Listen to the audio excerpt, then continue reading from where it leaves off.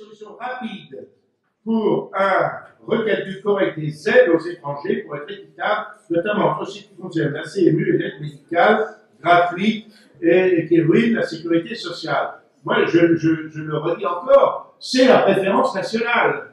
On dira, mais il y a des étrangers qui cotisent, etc. Oui, personne n'est obligé de venir en France. Voilà. Il faut savoir très clairement, si vous allez aux États-Unis, vous ne touchez pas un centime d'allocation familiale pour vos enfants. Voilà, pas un centime. Vous pouvez dire, mais oui, mais moi j'ai une fille qui vient en ce moment et qui travaille dans une grande, très grosse société Internet, etc. Ça va retenir. Mais elle est en Californie, bon, très bien, mais elle n'est pas mariée en l'occurrence, enfin, si elle venait avec sa famille, j'ai dit, ben oui, mais moi j'apporte beaucoup aux États-Unis par mon expérience, etc.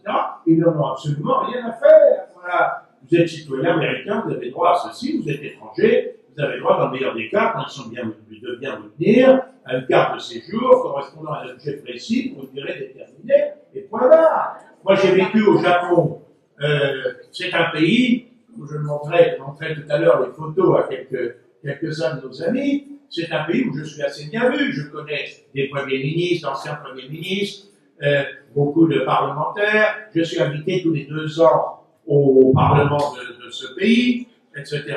Je suis peut-être mieux considéré là-bas que je le suis en France. Et je passe plus souvent d'articles dans l'Asahi Shimbun que je n'en passe dans le Figaro. L'Asahi Shimbun, c'est lu par 12 millions de personnes, alors que le Figaro, ça n'est lu par 500 000. C'est pas ça qui fait avancer les actions en France. Donc, c'est pour dire que dans ce pays où je suis bien reçu, malgré tout, eh bien, quand j'y ai séjourné avec une bourse du gouvernement français pour faire des recherches sur le droit de ce pays, on m'a dit, monsieur, très bien, il y a des accords culturels avec tout, parfait. Très bien, vous êtes présenté par l'ambassade de France, c'est parfait, on vous donne le droit de séjourner pendant 1 an.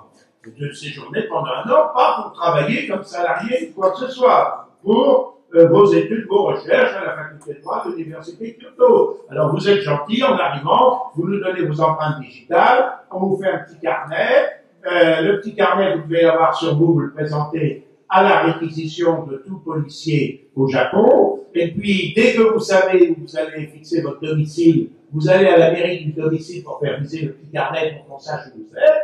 Bon, et puis au bout d'1 an, je n'avais pas tout à fait terminé mes travaux, mes recherches, j'ai demandé une prolongation. On m'a dit, mais monsieur, pas de problème, vous êtes chaleureusement recommandé par le professeur Shigemu Kozai, etc., par quelques pontes de la faculté de droit de cette prestigieuse université, il n'y a pas de problème, on vous attend 6 mois. Voilà, terminé. Et si j'avais dit, je suis désolé, je suis malade et je veux être hospitalisé, ou j'ai des enfants, je voudrais qu'ils soient pris en charge, etc. On dit, monsieur, écoutez, dans ces conditions, c'est plus simple, hein. Prenez le premier avion pour rentrer chez vous, et puis que votre pays, voilà, s'occupe de toutes ces questions. Voilà. Ça, c'est comme ça dans tous les pays du monde. Je dirais qu'il n'y a qu'en France qu'on se livre pratiquement à une telle générosité qui serait tout à fait remarquable si elle se faisait, je dirais, au détriment des revenus des socialistes. Maintenant, M. Cahuzac, il avait de quoi, par exemple, hein, je ne sais pas, louer un bâtiment, y installer un home d'accueil pour sans-abri, etc., roumain, africain, tout ce il n'y a pas de difficulté à ce titre.